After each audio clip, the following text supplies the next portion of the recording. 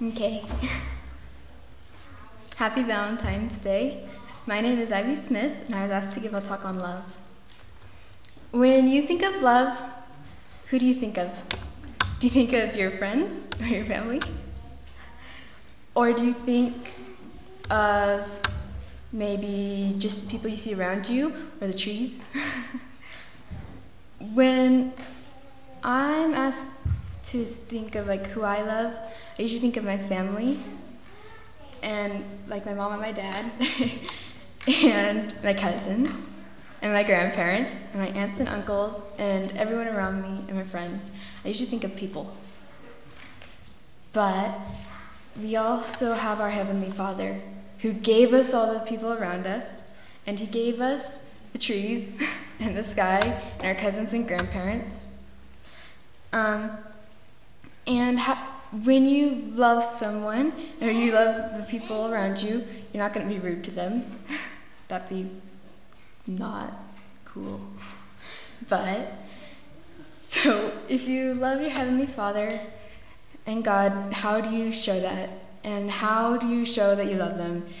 They're this all-powerful being, and you might just be a person. But the thing that our Heavenly Father loves most is when we just love those around us. And when we serve them, and you're kind, and just be a friend, and there's so many easy ways to do that. You can write them a letter, or just say hi, and that's really easy. But sometimes it doesn't look like or seem like we can do anything. Because, you can't, it looks like everyone's great, But in Sister Michelle D. Craig's talk titled Eyes to See, she tells how when she prays, she asks the Lord to open her eyes to see things she might not normally see. And then she asks herself these questions. What am I doing that I should stop doing? And what am I not doing that I should start doing? And in her talk, she gives a good example of one that has helped her. And it says, months ago, during the sacrament, I asked myself these questions and was surprised by the impression that came. Stop looking at your phone when you are waiting in lines. Looking at my phone in lines had become almost automatic. I found it a good time to multitask, catch up on an email, look at headlines, or scroll through a social media feed. The next morning, I found myself waiting in a long line at the store. I pulled out my phone and then remembered the impression I had received. I put my phone away and looked around. I saw an elderly gentleman in line ahead of me. His car was empty except for a few cans of cat food. I felt a little awkward, but said something really clever, like, I can see you have a cat. He said that a storm was coming, and he did not want to be caught without cat food. We visited briefly, and then he turned to me and said, I haven't told anyone this today, but today is my birthday. My heart melted. I wished him a happy birthday and offered a silent prayer of thanks that I had not been on my phone and missed an opportunity to truly see and connect with another person who needed it. With all my heart, I do not want to be like the priest or the Levite on the road to Jericho, one who looks and passes by, but too often I think I am. That is the story that she gives in her talk.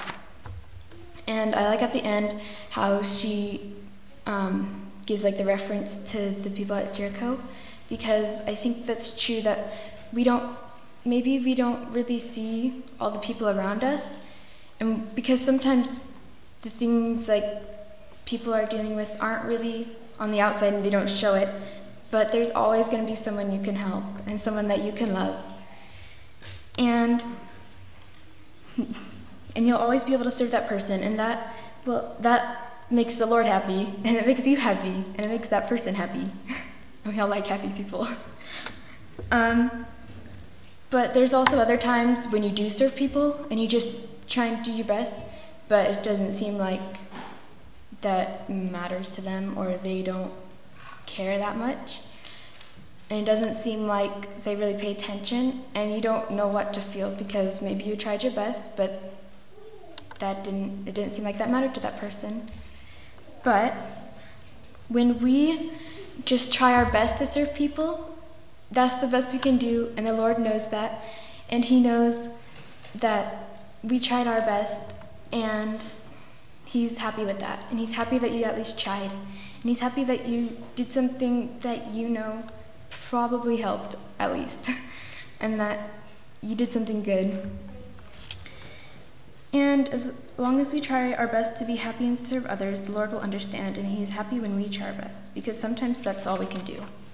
Like, I'll be babysitting my brother, and I'll be like, oh, let's go play a game because that sounds fun, and we don't want you getting into crazy things. But he doesn't listen at all. He might run down the hallway and be super content with something else, or he might actually play the game, or he'll just like stare at me like, it's like, that's not what he wants to do at all.